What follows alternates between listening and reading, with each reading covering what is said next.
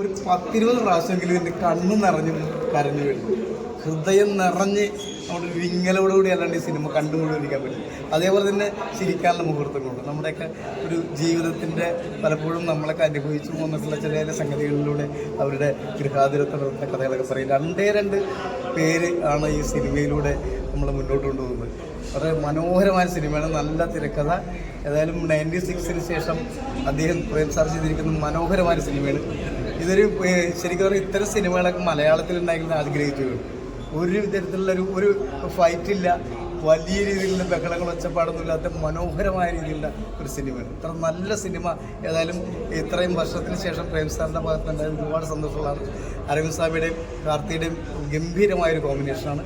മനോഹരമായ കഥ, ഗൃഹാതുരത്വം നടത്തുന്ന ഗ്രാമീണ അന്തരീക്ഷത്തിലുള്ള വളരെ മികച്ച ഒരു നമ്മുടെ ചിത്രീകരണങ്ങളും ഒക്കെയാണ് മനോഹരമായിട്ടുള്ളത്. ഇപ്പോൾ ഈ അടുത്ത കാലത്ത് കണ്ടതിൽ ഏറ്റവും നല്ലൊരു സിനിമ എന്ന് തന്നെ പറയാം, ഒരു തർക്കമില്ല. തീർച്ചയായും കുടുംബ സദസ്സുകൾ തിയേറ്ററിൽ ഒന്ന് കാണേണ്ട ഉഗ്രനായ ഒരു സിനിമയാണ്, ഒരു തർക്കമില്ല കാര്യത്തിൽ. മെയ്യഴകൻ ഗംഭീരമായ അവസാനം വരെ നമ്മളൊക്കെ ഇങ്ങനെ ആ ഒരു സസ്പെൻസിൻ്റെ ഒപ്പം നിസ്സാര സംഭവം എന്ന് പറയാം. പക്ഷെ അത് ഞാൻ പറയുന്നത് ശരിയല്ല, സിനിമയിൽ ആളുകൾ കാണേണ്ടതാണ്. പക്ഷെ അതിനെ അത്രമാത്രം മനോഹരമായ രചനയിലൂടെ ഇങ്ങനെ കൊണ്ടുപോയിരിക്കുന്ന ഒരു സിനിമ ഗംഭീരമാണ്. മെയ്യഴകൻ സൂപ്പർ ഫിലിമാണ്. Thank U.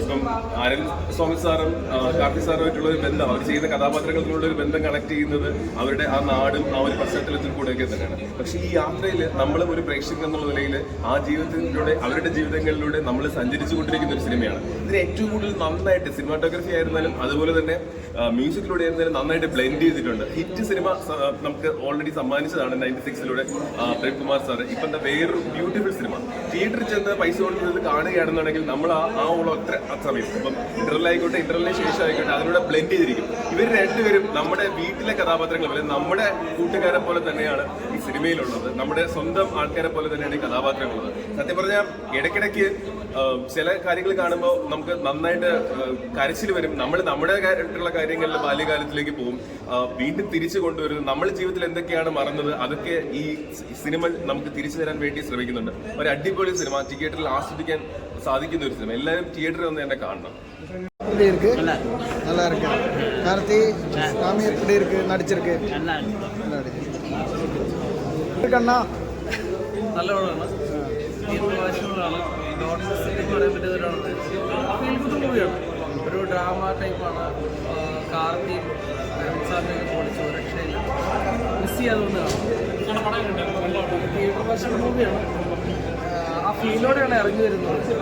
രണ്ടുപേരും കോമ്പോ രക്ഷയില്ല. നോൺ മിസ് എന്ന് പറയാൻ പറ്റിയ തിയേറ്റർ എക്സ്പീരിയൻസ് ആണ്. പക്ക ഫീൽ ഗുഡ് മൂവിയാണ്.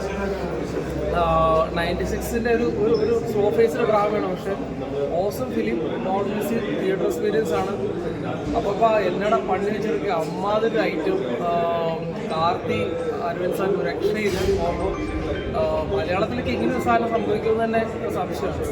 അമ്മാതിരി രീതിയിലാണ് എൻ്റെ മേക്കിംഗ് എന്ന് പറയുന്നത്. അതുപോലെ തന്നെ മ്യൂസിക് 96-ൻ്റെ നമ്മൾ കണ്ട ഒരു ഇറങ്ങി വരുമ്പോൾ മ്യൂസിക്കിൻ്റെ ഫീൽ ഉണ്ടാകും. പക്ഷെ അതുപോലെ തന്നെയാണ് ഇതിൻ്റെ അകത്ത് മ്യൂസിക് ചെയ്തേക്കുന്നത്. പ്രേംകുമാറിൻ്റെ മറ്റൊരു ഹിറ്റായിരിക്കും ഇത്.